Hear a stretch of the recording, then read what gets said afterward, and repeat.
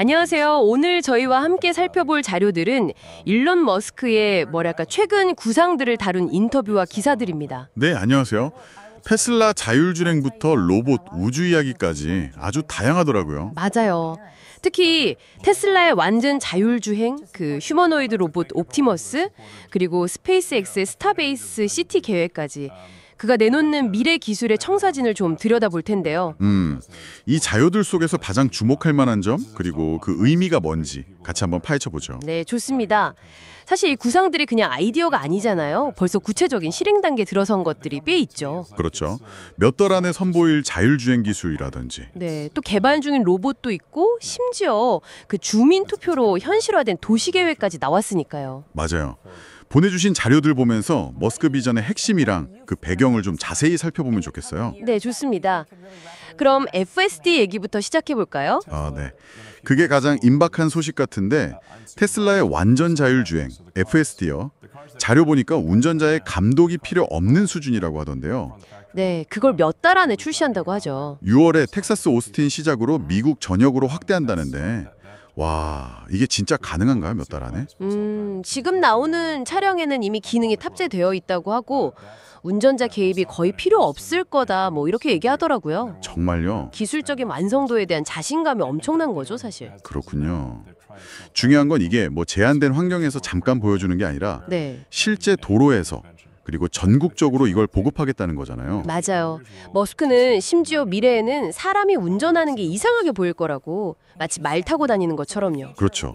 자율주행이 이제 기본이 되고 수동운전이 특이한 게 되는 그런 사회를 생각하는 거죠. 와, 물론 기술적, 규제적 허들이 아직 많을 텐데 그럼에도 불구하고 이렇게 공격적인 시간표로 내놓는 것 자체가 시사하는 바가 크다고 봅니다. 그렇네요.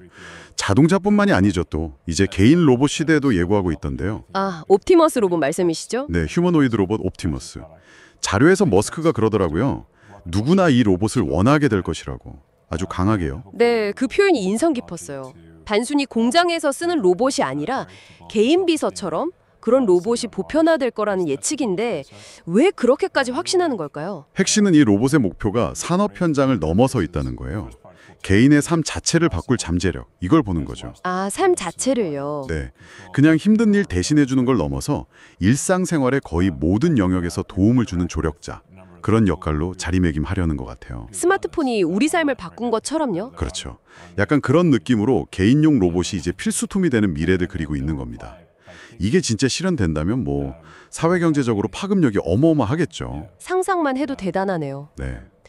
이렇게 지상에서의 기술 혁신도 엄청난데 동시에 인류의 활동 무대를 우주로 넓히려는 시도도 계속하고 있잖아요. 스페이스X 이야기군요. 네, 스페이스X 하면 로켓 발사나 스탈링크 인터넷 서비스 이것도 대단한데 그 최종 목표는 화성에 자급자족 도시를 건설하는 거잖아요. 인류를 다행성 종족으로 만들겠다? 네, 아주 원대한 목표죠. 근데 놀랍게도 그 전초기지 같은 곳이 지구에 먼저 생겼다는 소식이 있더라고요. 그 스타베이스 시티 건이죠? 맞아요. 텍사스 보카치카 주민들이 스페이스X 본사 일대를 스타베이스 시티라는 독립도시로 만드는 안건을 통과시켰다고요. 그것도 173대 4. 압도적으로요. 네, 그 투표 결과가 상당히 중요합니다. 이게 단순히 이름만 바꾸는 게 아니거든요. 아, 그런가요? 어떤 점에서요? 물론 모든 규제에서 자유로운 건 아니겠지만 개발 속도를 단축한다거나 건축 규정을 바꾼다거나 구역 설정 같은 거 있잖아요. 네. 그런 걸 카운티 승인 절차 없이 자체적으로 결정할 수 있는 상당한 운용상의 자율성을 얻게 되는 거예요. 와, 그럼 훨씬 빠르게 이것저것 할 수 있겠네요? 그렇죠. 근데 그 배경에는 또 현실적인 문제가 있었어요. 주거 문제요. 주거 문제요? 네, 스페이스X 직원들이 수백 명인데 본사 근처에 살고 싶어 했겠죠.